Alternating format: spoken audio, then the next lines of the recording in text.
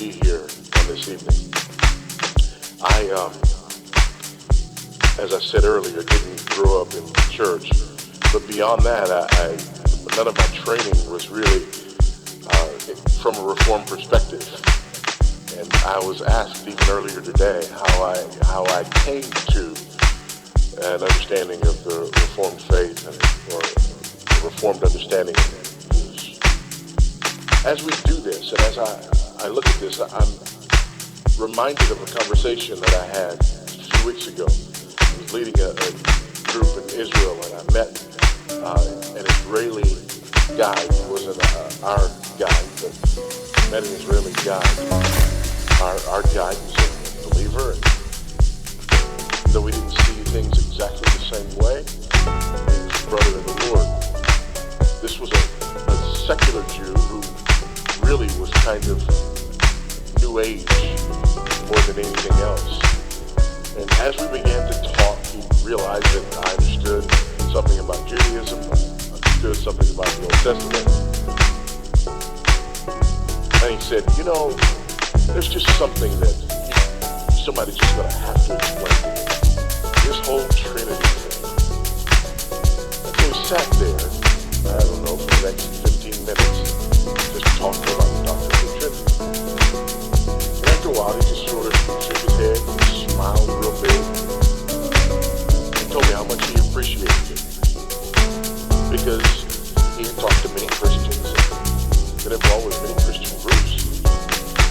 And the most he ever got from what he said, somebody's going to have to explain this Trinity thing, was, well, you just gotta believe it.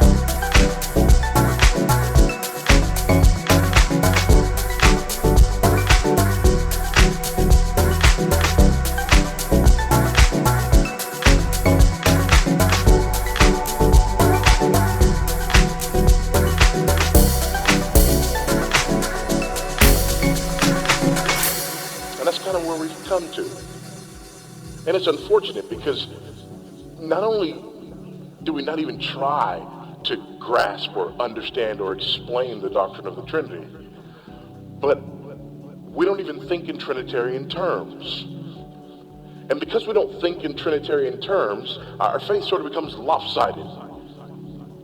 And so we'll either be those who emphasize one person of the Trinity or another, and not understand the interrelated nature of the persons of the Trinity, the oneness of the Godhead, and the beauty of the oneness of the Godhead, and the richness that it brings to our understanding of our faith. Well, as I thought about this issue of the world and the flesh, I began to realize that just like we can be lopsided when it comes to Trinitarian faith, we also can be lopsided.